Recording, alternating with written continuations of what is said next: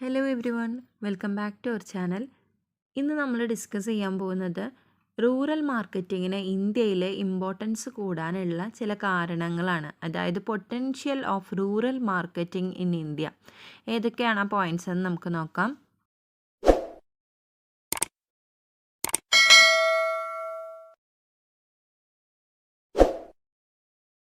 First point, growing population. The rural population is growing. കണക്കുകൾ പ്രകാരം rural population വർദ്ധിച്ചുകൊണ്ടിരിക്കുന്നു. Rural മാർക്കറ്റ്സിലെ 20 വയസ്സിന് താഴെയുള്ള കുട്ടികളും യങ്സ്റ്റേഴ്സും കൂടെ നമ്മുടെ ടോട്ടൽ പോപ്പുലേഷൻ്റെ 48% ഉണ്ട്. ബൈയിങ് ഡിസിഷൻ എടുക്കുന്ന കാര്യത്തിൽ ഇവർക്ക് വലിയൊരു പങ്കാണുള്ളത്. ഓരോ ഫാമിലിയെയും ബൈയിങ് ഡിസിഷൻ എടുക്കാൻ പ്രേരിപ്പിക്കുന്നതിൽ കുട്ടികളും യങ്സ്റ്റേഴ്സും അടങ്ങുന്ന ഈ ഒരു ഗ്രൂപ്പിന് നല്ലൊരു റോളാണുള്ളത്.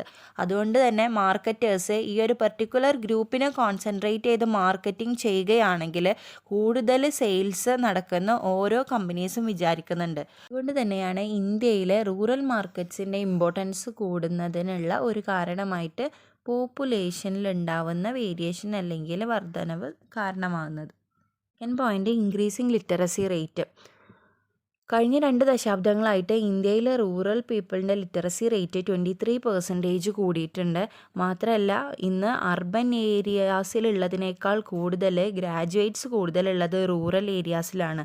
അപ്പോൾ ഇത്തരത്തിൽ റൂറൽ പീപ്പിളിൻ്റെ ലിറ്ററസി റേറ്റിൽ വരുന്ന മാറ്റങ്ങൾ അവരുടെ സോഷ്യോ എക്കണോമിക് സ്റ്റാറ്റസിൽ ഡെവലപ്മെൻറ്റ് കൊണ്ടുവരാനും ഇമ്പ്രൂവ്മെൻറ്റ് കൊണ്ടുവരാനും ഒക്കെ കാരണമാവുന്നുണ്ട്. അതുവഴി അവരുടെ ലിവിങ് സ്റ്റാൻഡേർഡ് വളരെ നല്ല രീതിയിൽ ഡെവലപ്പ് ആവുന്നുണ്ട്.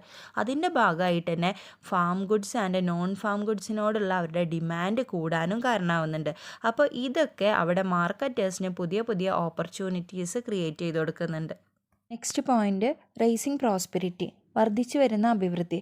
അതായത് വില്ലേജ് പീപ്പിളിൻ്റെ കയ്യിലുള്ള ഇൻകം ലെവൽ കൂടി തുടങ്ങി. ട്രാൻസ്പോർട്ടേഷൻ ആൻഡ് കമ്മ്യൂണിക്കേഷൻ്റെ വരവോട് കൂടിയും സ്മോൾ സ്കെയിൽ ഇൻഡസ്ട്രീസിൻ്റെ വരവോട് കൂടിയും അതുപോലെ തന്നെ സെമി അർബൻ പ്രദേശങ്ങളിലുള്ള ആളുകൾ സ്ഥിരമായി വിദേശത്ത് നിന്ന് പണം അയക്കാൻ തുടങ്ങിയതിൻ്റെ ഭാഗമായും പിന്നെ IRDP NREP പോലുള്ള 5-year പ്ലാൻസിൻ്റെ ഭാഗമായിട്ട് ഇന്ത്യയിലേക്ക് കൂടുതൽ വികസന ചെലവ് വന്നതിൻ്റെ ഭാഗമായിട്ടൊക്കെ ഇന്ത്യയിലുള്ള റൂറൽ പീപ്പിളിൻ്റെ കയ്യിൽ ഇൻകം ലെവൽ കൂടാൻ തുടങ്ങി. ഇത് മാർക്കറ്റേഴ്സിന് പുതിയൊരു ഓപ്പർച്യൂണിറ്റി ക്രിയേറ്റ് ചെയ്തു. നെക്സ്റ്റ് പോയിൻ്റാണ് ഗ്രോത്ത് ഇൻ കൺസംഷൻ. റൂറൽ ഇന്ത്യയിലെ ഹൈ ഇൻകം ഗ്രൂപ്പ് അല്ലെങ്കിൽ ഹൈ ഇൻകം ക്ലാസ് 6 മടങ്ങായിട്ട് വളർന്നിട്ടുണ്ട്. 50-60% ആൾക്കാരും മറ്റുള്ള ബിസിനസ്സുകളിൽ ജോലി ചെയ്യുന്നവരാണ്. മെജോറിറ്റി ഓഫ് സെക്കൻഡ് ജനറേഷനിലുള്ള അധികം ആൾക്കാരും അടുത്തുള്ള ടൗണുകളിൽ വൈറ്റ് കോളർ ജോബ് ചെയ്യുന്നവരാണ്. അതായത് അപ്പോൾ അവർക്ക് കിട്ടുന്ന സാലറി അല്ലെങ്കിൽ അവരുടെ ഇൻകം എന്ന് പറയുന്നതിൽ വലിയൊരു വളർച്ച വന്നിട്ടുണ്ട്. അതിൻ്റെ ഭാഗമായിട്ട് തന്നെ അവരുടെ പർച്ചേസിങ് പവർ കൂടിയിട്ടുണ്ട്. അതുകൊണ്ട് തന്നെ അവരുടെ കൺസംഷൻ പാറ്റേണിലും ചേഞ്ചസ് വന്നിട്ടുണ്ട്. നെക്സ്റ്റ് പോയിൻ്റാണ് ചേഞ്ചിങ് ലൈഫ് സ്റ്റൈൽസ്. കഴിഞ്ഞ കുറച്ച് വർഷങ്ങളായി റൂറൽ പീപ്പിളിൻ്റെ ജീവിതശൈലിയിൽ കാര്യമായിട്ടുള്ള മാറ്റങ്ങൾ വന്നിട്ടുണ്ട്. അവരുടെ ഡ്രസ്സിങ് പാറ്റേണിലായാലും കൂടുതലായിട്ട് റെഡിമെയ്ഡ് ഗാർമെൻറ്റ്സും ബ്ലെൻഡഡ് ഫാബ്രിക്സൊക്കെ യൂസ് ചെയ്യാൻ തുടങ്ങി. അതുപോലെ തന്നെ പ്ലാസ്റ്റിക് പ്രൊഡക്ട്സും സ്റ്റെയിൻലെസ് സ്റ്റീലും ഒക്കെ അവരുടെ കോമൺ കൺസ്യൂമർ ഐറ്റം ആയിട്ട് മാറി തുടങ്ങി. പാക്കേജ്ഡ് ആൻഡ് പ്രോസസ്ഡ് ഫുഡ്സൊക്കെ അവർ കൺസ്യൂം ചെയ്യാൻ തുടങ്ങി. മാത്രമല്ല പാക്കേജ്ഡ് ഫുഡ്സും ഇലക്ട്രോണിക് എൻ്റർടൈൻമെൻറ്റ്സൊക്കെ റൂറൽ പീപ്പിളിൻ്റെ ജീവിതശൈലിയുടെ ഭാഗമായിട്ട് മാറിയിട്ടുണ്ട്. Next one, higher market growth rate.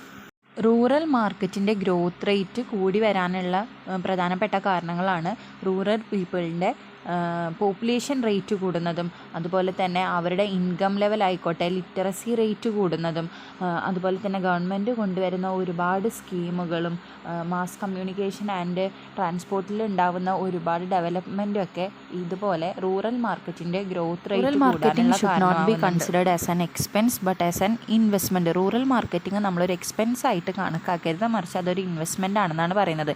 Initial cost ആയിട്ടുള്ള ഡിസ്ട്രിബ്യൂഷനും കമ്മ്യൂണിക്കേഷനൊക്കെ ഹൈ കോസ്റ്റ് വരുമെങ്കിലും നമുക്കൊരു ലോങ് പീരീഡിന് ശേഷം അല്ലെങ്കിൽ അതിൻ്റെ ഒരു ജസ്റ്റേഷൻ പീരീഡിന് ശേഷം നമുക്ക് ഹൈ റിട്ടേൺസ് ആണ് റൂറൽ മാർക്കറ്റിങ്ങിൽ നിന്ന് കിട്ടുന്നത്. അതുകൊണ്ട് തന്നെ rural marketing is not expensive. Next പോയിൻ്റാണ് lesser dependence on agriculture and monsoons. കാലവർഷത്തിൻ്റെ അവസ്ഥയെ അടിസ്ഥാനമാക്കി അല്ലെങ്കിൽ മഴയുടെ അടിസ്ഥാനത്തിൽ മാർക്കറ്റ് പ്രഡിക്ഷൻ നടത്തിയിരുന്ന ഒരു കാലം ഉണ്ടായിരുന്നു. എന്നാൽ ഒരുപാട് വർഷങ്ങളായിട്ട് ഇപ്പോൾ ഈ ഒരു പാറ്റേൺ മാറിയിട്ടുണ്ട്. മാത്രമല്ല അഗ്രികൾച്ചറൽ ആ ഒരു മേഖലയെ മാത്രമല്ല നമ്മൾ ഡിപ്പെൻഡ് ചെയ്യുന്നത്. ഇപ്പോൾ റൂറൽ വെൽത്തിൻ്റെ 45% വരുന്നത് നോൺ ഫാമിംഗ് സെക്ടറിൽ നിന്നാണ്. അതുകൊണ്ട് തന്നെ ഇന്ത്യയിലെ റൂറൽ മാർക്കറ്റ്സിന് ഇതെല്ലാം പുതിയ പുതിയ സാധ്യതകളാണ് കൊണ്ടുവരുന്നത്. Next one, increasing demand for branded products. ഒരുപാട് ഓർഗനൈസേഷൻസ് റൂറൽ മാർക്കറ്റിങ്ങിൻ്റെ ഇമ്പോർട്ടൻസ് മനസ്സിലാക്കി തുടങ്ങിയിരിക്കുന്നു. അതുകൊണ്ട് തന്നെ ഇന്നോവേറ്റീവായിട്ടുള്ള പുതിയ പുതിയ മോഡൽസ് അവർ ഡെവലപ്പ് ചെയ്ത് റൂറൽ റീറ്റെയിലേഴ്സിൻ്റെ കയ്യിലേക്ക് അത് എത്തിച്ചു കൊടുക്കുന്നു. അതുവഴി റൂറൽ പീപ്പിൾ അല്ലെങ്കിൽ വില്ലേജ് പീപ്പിൾ അത് യൂസ് ചെയ്യാൻ തുടങ്ങിയിരിക്കുന്നു.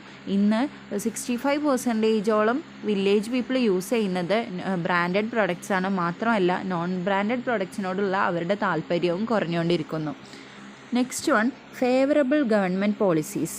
റൂറൽ മാർക്കറ്റ്സിനെ പ്രോത്സാഹിപ്പിക്കുന്നതിന് വേണ്ടി ഗവൺമെൻറ് ഒരുപാട് പദ്ധതികൾ കൊണ്ടുവന്നിട്ടുണ്ട്. അതിൻ്റെ ഭാഗമായിട്ട് പിന്നോക്ക പ്രദേശങ്ങളിൽ ടാക്സ് എക്സംഷൻ അല്ലെങ്കിൽ നികുതി ഇളവുകൾ കൊടുക്കുന്നുണ്ട്, സബ്സിഡി പ്രൊവൈഡ് ചെയ്യുന്നുണ്ട്. അതുപോലെ തന്നെ മറ്റു പലതരത്തിലുള്ള പ്രോത്സാഹനങ്ങൾ, അതുപോലെ റൂറൽ ഡെവലപ്മെൻറ്റ് പ്രോഗ്രാംസിൽ ഗവൺമെൻറ് ഹെവി ഇൻവെസ്റ്റ്മെൻറ്റ് ചെയ്യുന്നുണ്ട്. ഇങ്ങനെ ഇത്തരത്തിലൊക്കെ ഗവൺമെൻറ് റൂറൽ മാർക്കറ്റ്സിൻ്റെ ഇമ്പ്രൂവ്മെൻറ്റിന് വേണ്ടി അല്ലെങ്കിൽ ഡെവലപ്മെൻറ്റിന് വേണ്ടിയിട്ട് ഒരുപാട് പദ്ധതികൾ കൊണ്ടുവരുന്നുണ്ട്. അപ്പോൾ ഇത്രയും പോയിൻറ്റ്സാണ് റൂറൽ മാർക്കറ്റിങ്ങിൻ്റെ ഇമ്പോർട്ടൻസ് കൂടാനുള്ള കാരണങ്ങളായിട്ട് പറയുന്നത്. അതായത് potential of rural marketing in India. 10 പോയിൻറ്റ്സാണ് പറഞ്ഞത്. മനസ്സിലായെന്ന് വിചാരിക്കുന്നു. ഇനി അടുത്തതായിട്ട് നമുക്ക് പഠിക്കാനുള്ളതാണ് challenges or problems of rural marketing. Challenge അല്ലെങ്കിൽ പ്രോബ്ലം ഓഫ് റൂറൽ മാർക്കറ്റിംഗ് പറയുന്നത് ലാക്ക് ഓഫ് ഇൻഫ്രാസ്ട്രക്ചർ ഫെസിലിറ്റീസ് ആണ്. അടിസ്ഥാന സൗകര്യങ്ങളുടെ അഭാവം. Well developed transport and warehousing facilities ഇല്ല എന്നുള്ളതാണ് ഏറ്റവും ഇമ്പോർട്ടൻ്റ് ആയിട്ടുള്ള ഒരു ചാലഞ്ചായിട്ട് വരുന്നത്. അതുപോലെ തന്നെ ഒരുപാട് ഗ്രാമപ്രദേശങ്ങളിൽ ഇപ്പോഴും റെയിൽ ട്രാൻസ്പോർട്ട് ഇല്ല. മാത്രമല്ല 40% ഇന്ത്യൻ വില്ലേജസിൽ ഇപ്പോഴും പ്രോപ്പർ റോഡുകളായിട്ടില്ല. 50% ഇന്ത്യൻ റൂറൽ മാർക്കറ്റ്സ് റോഡുമായി കണക്റ്റഡ് അല്ല. ഏറ്റവും പ്രധാനപ്പെട്ട ഒരു വെല്ലുവിളി എന്ന് പറയുന്നത് മൺസൂൺ എത്തിക്കഴിഞ്ഞാൽ ഇന്ത്യൻ റൂറൽ റോഡ്സിൻ്റെ 50% ഉപയോഗശൂന്യമായ അവസ്ഥയിലായിരിക്കും. ഇനി നെക്സ്റ്റ് ഒരു ചാലഞ്ച് പറയുന്നത് lack of proper communication facilities. വില്ലേജസുമായിട്ടുള്ള കമ്മ്യൂണിക്കേഷൻ വളരെ ഡിഫിക്കൽട്ടും ഒരുപാട് ചിലവേറിയതുമാണ്.